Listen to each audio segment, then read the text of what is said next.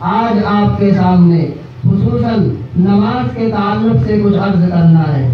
ایک تو نماز کا طریقہ کہ عورتوں کو کس طریقے سے نماز ادا کرنی ہے، کیونکہ اسلام کے بعد سب سے پہلا حکم اور سب سے بڑا حکم اور سب سے اہم چیز اگر کوئی ہے تو وہ صرف اور صرف نماز ہے، کیونکہ نماز ہی ایک ایسا عمل ہے اللہ تبارک و تعالیٰ نے جتنے بھی احکام اپنے بندوں اور بندیوں کو دیے ہیں، جو بھی اللہ تبارک و تعالیٰ نے حکم فرمایا ہے، اس کے لیے اللہ نے جبرائیل علیہ السلام کو اپنے پیارے نبی محمد صلی اللہ علیہ وسلم کے پاس بھیجا کہ جاؤ میرا پیغام میرے نبی کو سناؤ، اور میرے نبی اپنی امت کو بتائیں گے کہ اللہ کا یہ حکم ہے۔ زکوٰۃ بھی اسی طرح آئی، حج بھی اسی طرح آئی، اور اسی طریقے سے جتنے بھی اسلامی احکام ہیں اسی طرح اللہ تبارک و تعالیٰ نے جبرائیل علیہ السلام کو بھیج کر اس امت پر نازل فرمائے ہیں۔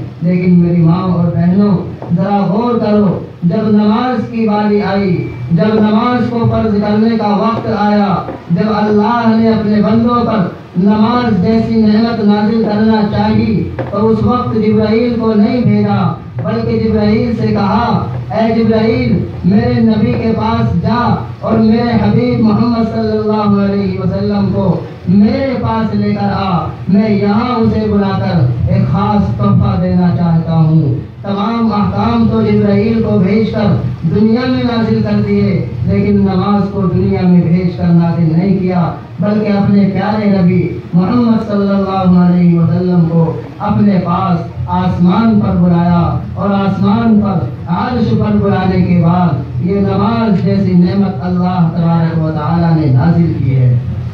تو اسلام کے بعد اور کلمہ لا الہ الا اللہ محمد رسول اللہ پڑھنے کے بعد اگر کوئی حکم سب سے اہم ہے، اگر کوئی عمل سب سے افضل ہے، اگر کوئی چیز سب سے زیادہ ضروری ہے تو وہ صرف اور صرف نماز ہے۔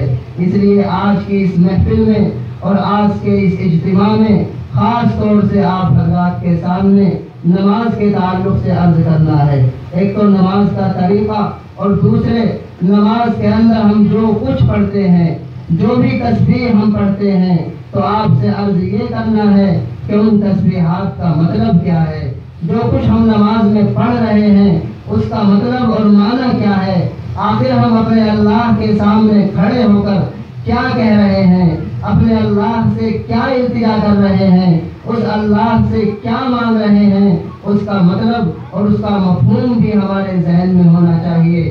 جب مطلب ہمارے ذہن میں ہوگا اس وقت جو نماز پڑھی جائے گی تو ڈائریکٹ اللہ سے تعلق ہوگا، اور ہم سمجھ کر نماز کو پڑھیں گے تو نماز پڑھنے کا مزہ ہی الگ آئے گا۔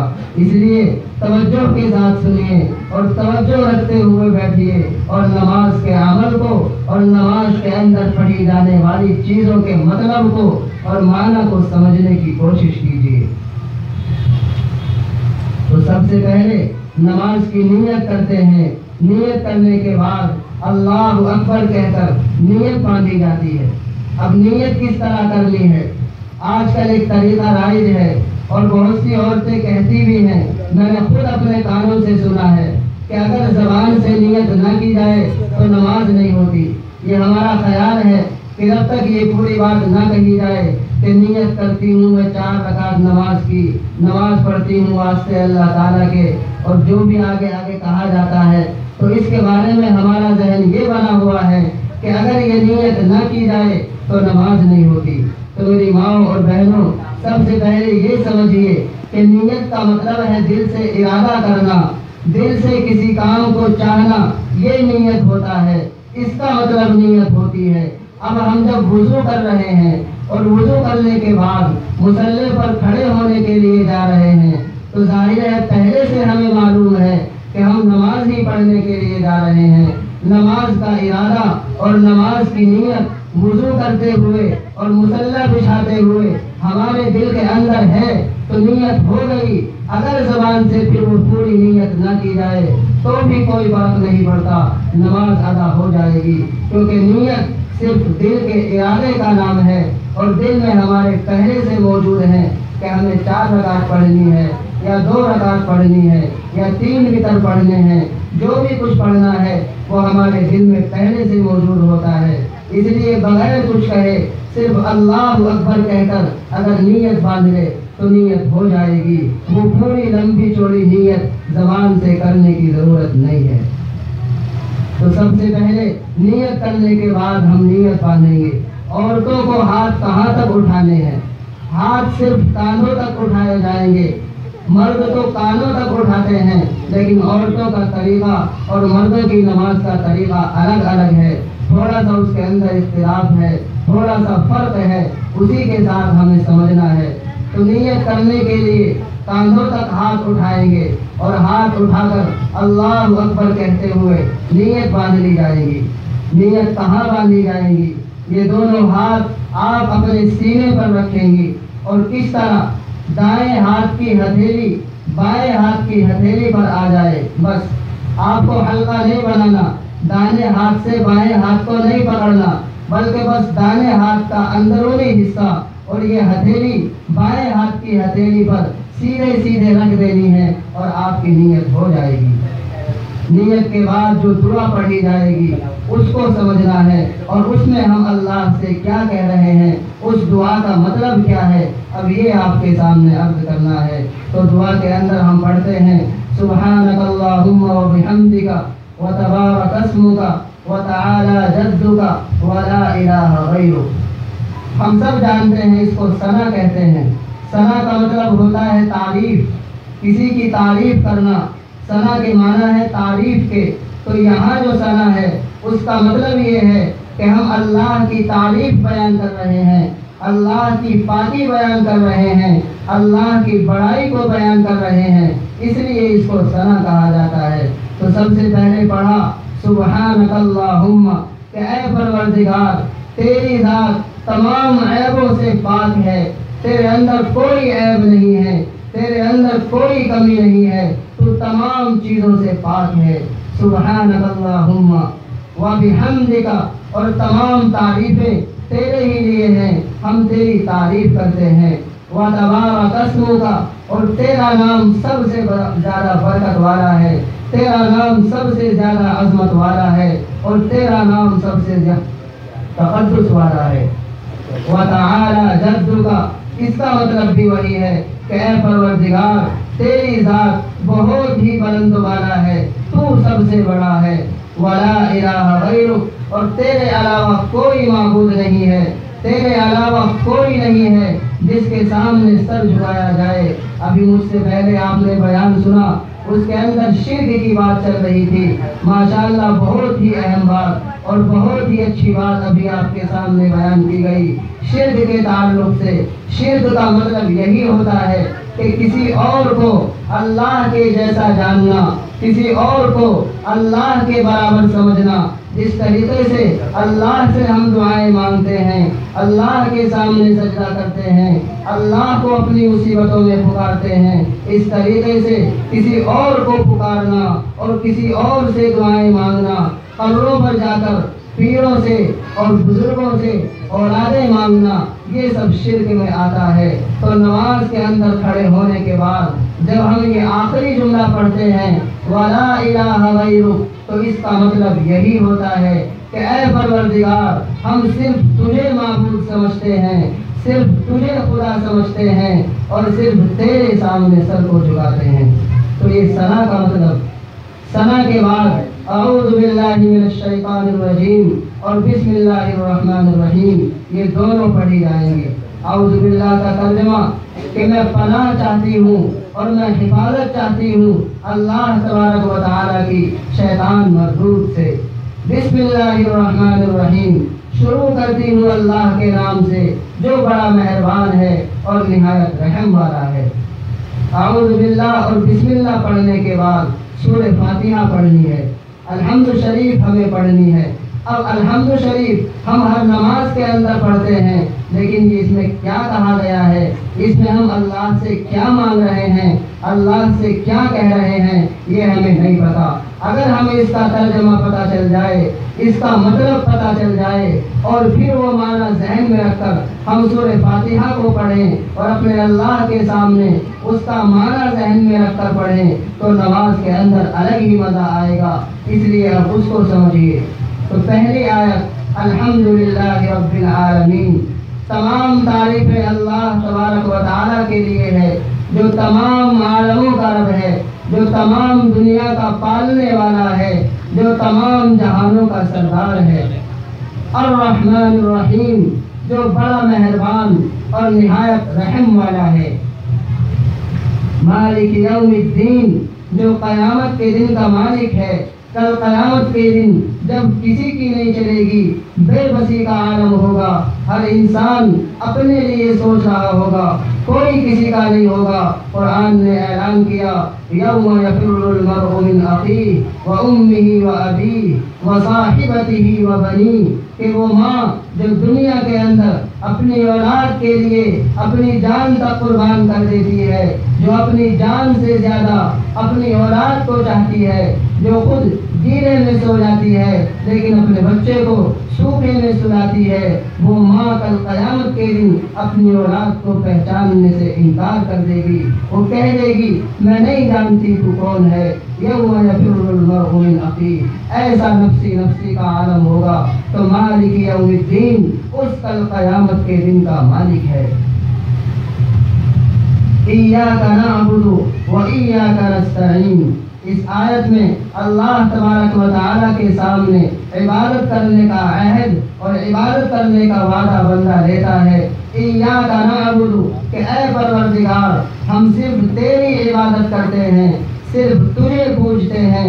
وَإِيَّاكَ نَسْتَعِينُ، اور ہر کام میں، تمام کاموں میں صرف اور صرف تجھ سے مدد مانگتے ہیں، صرف اور صرف تیرا سہارا چاہتے ہیں۔ اہدنا الصراط المستقیم، اس آیت کے اندر ہدایت کی دعا سکھلائی گئی ہے، سیدھے راستے کی دعا سکھلائی گئی ہے۔ اہدنا الصراط المستقیم، کہ اے پروردگار ہمیں سیدھے راستے پر چلا، ہمیں جنت والے راستے پر چلا اور ہمیں جہنم والے راستے سے بچنے کی توفیق عطا فرما۔ اب آپ اندازہ لگائیے، جب ہر نماز کے اندر آپ یہ دعا پڑھیں گی اور ہر نماز میں اللہ کے سامنے کھڑے ہو کر اہدنا الصراط المستقیم کہا جائے گا اور اس کا معنی ہمارے ذہن میں ہوگا تو ہدایت کیسے نہیں ملے گی؟ کیسے اللہ تبارک و تعالی ہمیں سیدھے راستے پر نہیں چلائے گا؟ اسی لیے اس کا مطلب سمجھنا بہت ضروری ہے۔ اہدنا الصراط المستقیم صراط الذین انعمت علیہم غیر المغضوب علیہم ولا الضالین، کہ اے پروردگار ہمیں اس راستے پر چلا جس راستے پر تیرے نیک بندے چلے ہیں، تیرے پرہیزگار بندے چلے ہیں، تیرے پیارے بندے چلے ہیں، نبی جن راستے پر چلے، شہداء جن راستے پر چلے، صالحین جن راستے پر چلے اور تیرے برگزیدہ بندے جس راستے پر چلے ہمیں اس راستے پر چلا۔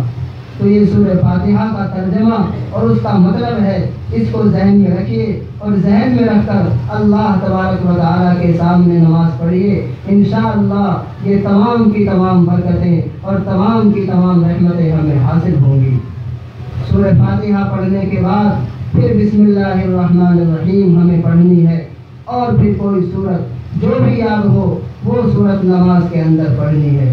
اب سورت کا ترجمہ تو نہیں بتایا جا سکتا کیونکہ ایک سورت نہیں ہے، بہت ساری صورتیں ہیں، اگر سب کو بیان کیا جائے تو یہی بیٹھے بیٹھے شام ہو جائے گی۔ اسی لیے جو بھی صورت آپ کو پڑھنی ہے وہ صورت یہاں پڑھ دیجیے۔ ایک چھوٹی سی صورت قل هو اللہ احد اللہ الصمد لم یلد ولم یولد ولم یکن له کفوا احد، اس کا مطلب آپ کے سامنے عرض کر دیتا ہوں۔ قل هو اللہ احد، اس آیت میں اللہ تبارک و تعالیٰ نے اپنی وحدانیت کو بیان کیا ہے، اپنے ایک ہونے کو بیان کیا ہے کہ اے نبی کہہ دو اللہ ایک ہے اور کوئی خدا نہیں ہے۔ اللہ الصمد، اللہ بے نیاز ہے، اس کو کسی چیز کی ضرورت نہیں ہے، اس کو کسی چیز کی حاجت نہیں ہے، وہ تمام چیزوں سے بے نیاز ہے۔ لم یلد ولم یولد، نہ اس کی کوئی اولاد ہے اور نہ وہ کسی کی اولاد ہے، نہ اس کے کوئی ماں باپ ہیں اور نہ وہ کسی کا باپ ہے۔ یہ اس آیت کے اندر اور اس سورت کے اندر اللہ نے بیان کیا۔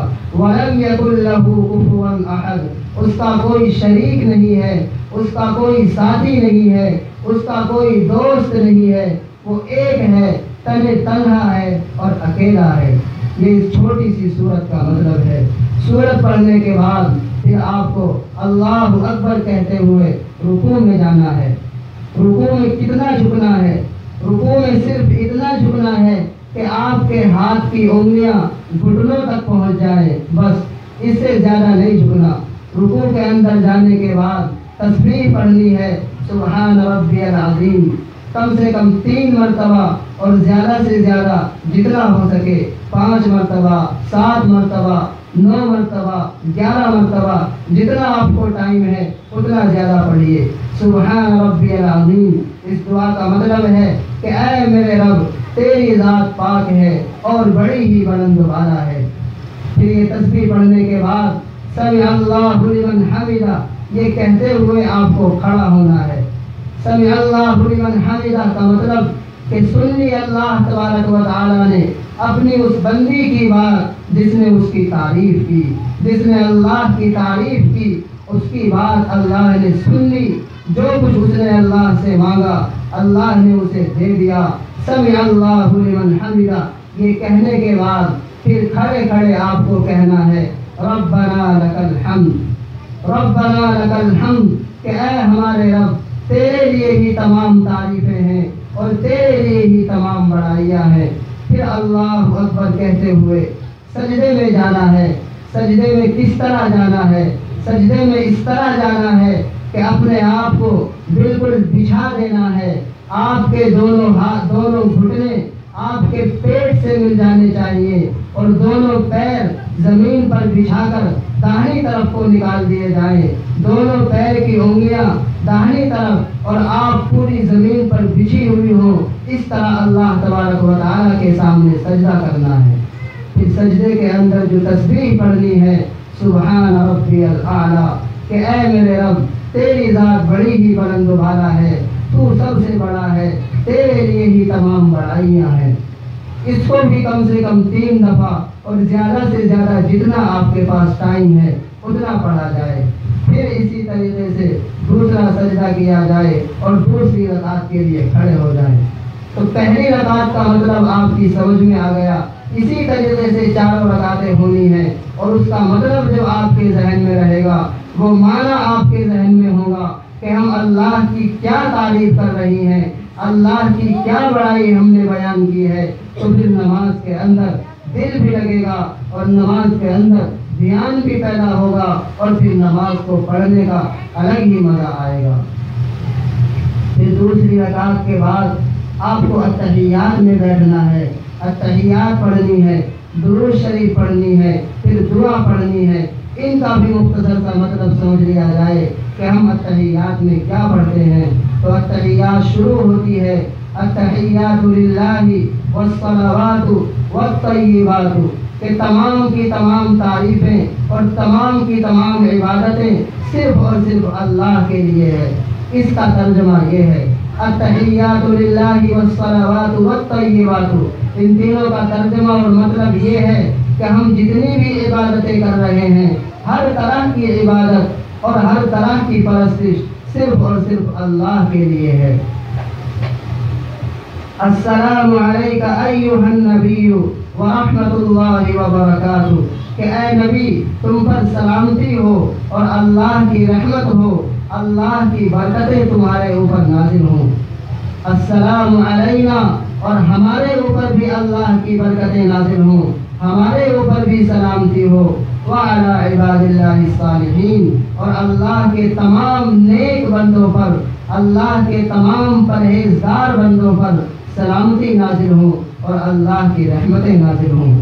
اب آپ اندازہ لگائیے، جو اللہ کے نیک بندے اور بندیاں ہیں، جو اللہ کے حکم کو پورا کرتے ہیں اور اللہ کے بتائے ہوئے طریقے پر زندگی گزارتے ہیں، تو جتنے بھی نمازی نماز پڑھ رہے ہیں اور جتنی بھی نماز اس پوری کائنات کے اندر پڑھی جا رہی ہے، سب کے سب یہ دعا پڑھتے ہیں السلام علینا وعلی عباد اللہ الصالحین۔ تو اگر ہم نیک بن جائیں اور اللہ کے پیارے بندے بن جائیں اور اللہ کی بات کو ماننے والے بن جائیں تو پوری دنیا کے لوگوں کی نماز میں یہ جو دعا ہو رہی ہے اس میں ہمارا حصہ بھی ہوگا، اور ہر نمازی کی زبان سے جب یہ دعا نکلے گی تو ہمارے لیے بھی وہ دعا ہوگی۔ کتنے کروڑوں لوگ اس دنیا کے اندر نماز میں یہ دعا کر رہے ہیں، ان کروڑوں لوگوں کی دعاؤں میں ہمارا حصہ ہو جائے گا اگر ہم نیک بن جائیں۔ وعلی عباد اللہ الصالحین، کہ اے پروردگار اپنے نیک بندوں پر بھی اپنی رحمت نازل فرما۔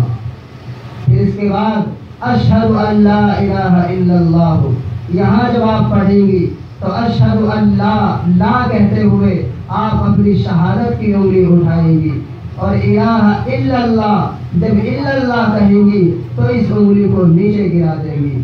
اشہد ان لا الہ الا اللہ، میں گواہی دیتی ہوں کہ اللہ کے علاوہ کوئی معبود نہیں ہے، وَأَنَّ مُحَمَّدًا عَبْدُهُ وَرَسُولُهُ، اور یہ بھی گواہی دیتی ہوں کہ محمد صلی اللہ علیہ وسلم اللہ کے بندے اور اس کے رسول ہیں۔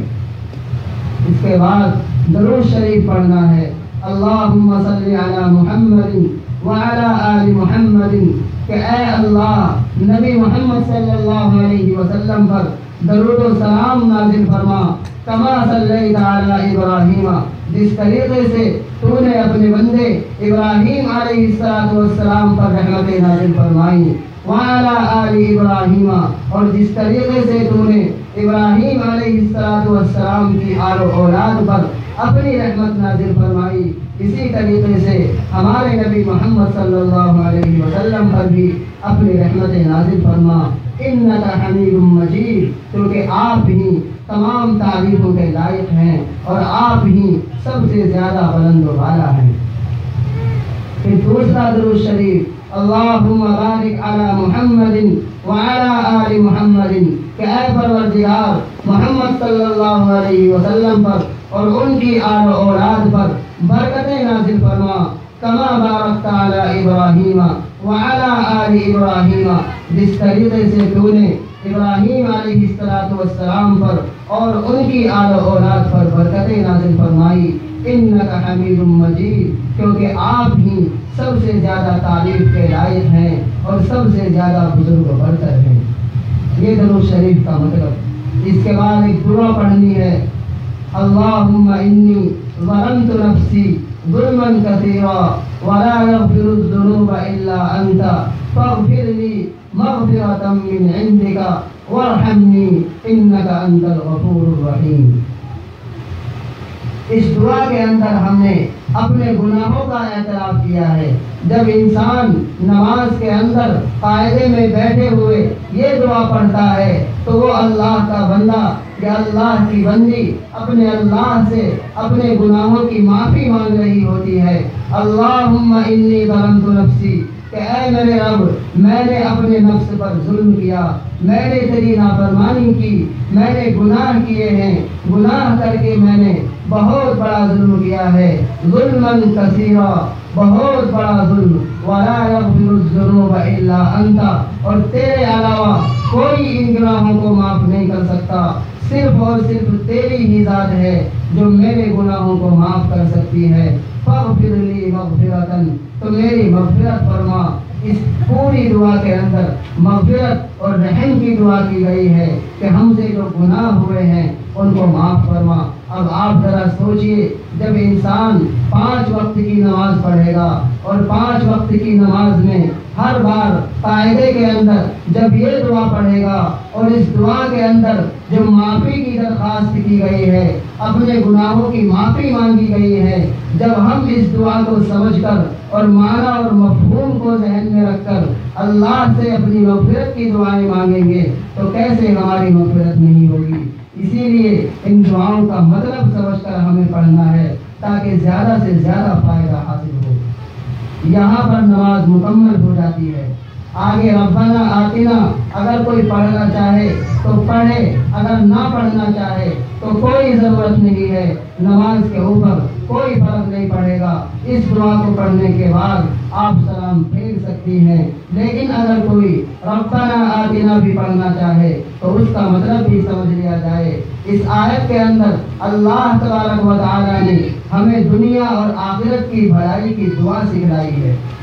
ربنا آتنا فی الدنیا حسنہ، کہ اے پروردگار ہمیں دنیا کے اندر بھلائی عطا فرما، دنیا کے اندر ہمیں خیر و عافیت کے ساتھ زندگی گزارنے کی توفیق عطا فرما، وفی الآخرۃ حسنہ، اور آخرت کے اندر بھی ہمارے ساتھ اچھا معاملہ فرمانا، کل قیامت کے دن بھی ہمارے ساتھ اچھا معاملہ فرمانا۔ ربنا آتنا فی الدنیا حسنہ وفی الآخرۃ حسنہ وقنا عذاب النار، اور کل قیامت کے دن ہمیں جہنم کی آگ سے نجات عطا فرما دینا، کل قیامت کے دن ہمیں جہنم کی آگ سے بچا کر جنت میں داخلہ ہمارا کرا دینا۔ اس ربنا کے اندر یہ دعا اللہ تبارک و تعالیٰ سے مانگی گئی ہے۔ جب ہر نماز کے اندر ہم اس دعا کو مانگیں گے اور اللہ سے جہنم سے آزادی کی دعا مانگیں گے، جہنم سے نجات کی دعا مانگیں گے اور جنت میں داخلے کی دعا مانگیں گے، تو آپ ایمانداری سے بتائیے کہ جب 5 وقت ہر قاعدے کے اندر اللہ سے گر گرایا جائے گا تو کیسے ہمیں جہنم سے آزادی نہیں ملے گی۔ اسی لیے آج کی اس مجلس میں اور آج کی اس محفل میں خاص طور سے یہ موضوع رکھا گیا ہے کہ نماز کے طریقے کو سمجھا جائے، اور نماز کے اندر ہم جو کچھ پڑھ رہے ہیں اس کے اندر ہم اللہ سے کیا کہہ رہے ہیں، اس کا مطلب اور مفہوم کیا ہے، اس کو سمجھنے کی کوشش کی جائے، یہاں آپ کی نماز مکمل ہو جاتی ہے۔ الحمدللہ پوری نماز کا مطلب اور پوری نماز کا مفہوم آپ کے سامنے آ چکا، اس کو ذہن میں رکھیے اور ذہن میں رکھ کر اللہ تبارک و تعالیٰ کے سامنے نماز پڑھیے۔ بس مختصر سا اتنا یاد رکھیے کہ ہم جو کچھ بھی نماز میں پڑھ رہے ہیں اس میں کہیں تو ہم اللہ کی تعریف کر رہے ہیں اور کہیں اللہ سے ہدایت کی دعا مانگ رہے ہیں اور کہیں اللہ سے اپنے گناہوں کی معافی کی دعا مانگ رہے ہیں۔ نماز پوری ہو جانے کے بعد سلام پھیرتے ہوئے السلام علیکم ورحمۃ اللہ، دائیں طرف سلام پھیرتے ہوئے یہ نیت ہونی چاہیے کہ ہمارے داہنے کندھے پر جو فرشتے بیٹھے ہوئے ہیں میں ان کو سلام کر رہی ہوں۔ السلام علیکم ورحمۃ اللہ، تم پر اللہ کی سلامتی ہو اور اللہ کی رحمت نازل ہو۔ پھر اسی طریقے سے جب بائیں طرف سلام پھیرا جائے تو وہاں بھی یہ نیت ہو کہ ہمارے بائیں کندھے پر بھی اللہ کے مقرر فرشتے بیٹھے ہوئے ہیں، میں ان کو سلام کر رہی ہوں کہ تم پر اللہ کی سلامتی اور اللہ کی رحمت نازل ہو۔ پھر نماز پوری کرنے کے بعد جو بھی دعائیں اور جو بھی چیزیں آپ کی یاد ہوں وہ پڑھ لیجئے۔ سب سے بہتر طریقہ تسبیح فاطمہ جس کو کہا جاتا ہے، یعنی 33 مرتبہ سبحان اللہ، 33 مرتبہ الحمدللہ اور 34 مرتبہ اللہ اکبر۔ ہر نماز کے بعد اس کو پڑھنے کا معمول بنا لیجئے اور ہر نماز کے بعد اس کو پڑھتی رہیے۔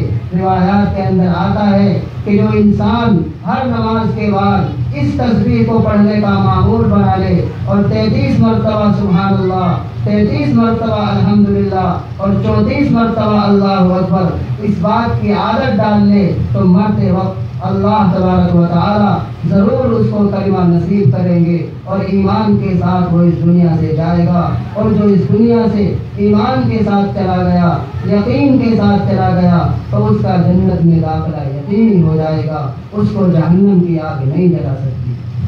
تو اس تسبیح کی عادت ڈال لیجئے۔ سب سے بہتر یہ ہے کہ اس تسبیح کو پڑھ لیا جائے۔ اس کا بھی مطلب سمجھ لیں، سبحان اللہ، اے اللہ تیری ذات پاک ہے، الحمدللہ تمام تعریفیں اللہ کے لیے ہیں، اللہ اکبر، اللہ تبارک و تعالی سب سے بڑا ہے، کوئی چیز اس سے بڑی نہیں ہے، وہ تمام چیزوں سے بلند و بالا ہے۔ یہاں آپ کی نماز مکمل ہو جاتی ہے۔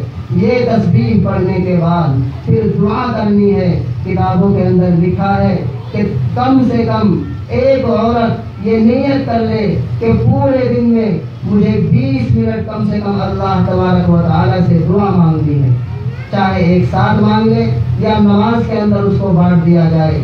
فجر کے ٹائم میں 5 منٹ، ظہر میں ٹائم زیادہ نہیں ہوتا، مغرب میں فرصت رہتی ہے، مغرب میں 5 منٹ، عشاء کے بعد تو کوئی کام ہی نہیں، اس میں 10 منٹ، تو کم سے کم 20 منٹ یہ معمول بنا لیں کہ ایک دن میں 20 منٹ ہمیں اللہ سے دعائیں مانگنی ہیں۔ اگر جب ہر دن یہ معمول رہے گا اور 20 منٹ اللہ سے دعائیں مانگی جائیں گی تو میں گارنٹی کے ساتھ کہتا ہوں پھر تعویذوں کی ضرورت آپ کو نہیں پڑے گی، پانی پر دم کروانے کی آپ کو ضرورت نہیں پڑے گی، کسی چیز کی اور کسی کے پاس جانے کی آپ کو ضرورت نہیں پڑے گی۔